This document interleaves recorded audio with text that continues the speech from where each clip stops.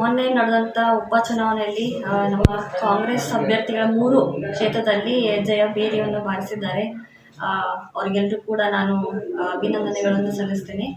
ಹಾಗೆಯೇ ಎಲ್ಲ ನಮ್ಮ ಮುಖ್ಯಮಂತ್ರಿಗಳಾದ ಶ್ರೀ ಸಿದ್ದರಾಮಯ್ಯ ಸರ್, ಉಪಮುಖ್ಯಮಂತ್ರಿಗಳು ಹಾಗೂ ಎಲ್ಲ ಮಿನಿಸ್ಟರ್ಗಳು ಅಲ್ಲಿ ಹೋಗಿ ಆ ಕ್ಷೇತ್ರದಲ್ಲಿ ಹಗಲು ರಾತ್ರಿ ಅವರು ಎಲ್ಲ ಕಾಂಗ್ರೆಸ್ ಕಾರ್ಯಕರ್ತರು ಸೇರಿ ಎಲ್ಲರೂ ಅಭ್ಯರ್ಥಿಗಳನ್ನ ಗೆಲ್ಲಿಸಲಿಕ್ಕೆ ಪೂರ್ತಿ ಪ್ರಯತ್ನ ಮಾಡಿದ್ದಾರೆ. ಸೊ ಅದು ಇವತ್ತು ನಮಗೆ ರಿಸಲ್ಟ್ ಕಂಡು ಬಂದಿದೆ. ಸೊ ಅದಕ್ಕಾಗಿ ಜನರು ಕೂಡ ಅಭ್ಯರ್ಥಿಗಳನ್ನ ಮೆಚ್ಚಿದ್ದಾರೆ. ಅವರು ಮುಂದಿನ ದಿನಮಾನಗಳಲ್ಲಿ ಅವರು ತಮ್ಮ ಕೆಲಸ ಕಾರ್ಯಗಳನ್ನು ಇನ್ನಷ್ಟು ಅಭಿವೃದ್ಧಿ ಮಾಡ್ತಾರೆ ತಮ್ಮ ಕ್ಷೇತ್ರಗಳಲ್ಲಿ ಅಂತ ನಾನು ಆಶಿಸ್ತೇನೆ. ಮೇಡಮ್, ಈಗ ಮಾಜಿ ಮುಖ್ಯಮಂತ್ರಿಗಳ ಮಗನೇ ಕಂಟೆಸ್ಟ್ ಮಾಡಿದ್ದಾರೆ. ಅವರು ಭಾಳಷ್ಟು ಅಭಿವೃದ್ಧಿ ಮಾಡಿದ್ದಾರೆ. ಕಾಂಗ್ರೆಸ್ಗೆ ಸೋಲಾಗ್ತಿದೆ ಅಂತ ಹೇಳಲಾಗ್ತಿತ್ತು, ಆದರೆ ಅದು ಉಲ್ಟಾ ಆಗಿದೆ. ಜನರು ಅಭಿವೃದ್ಧಿ ಈಗ ಎಲ್ಲರೂ ನೋಡ್ತಾರೆ.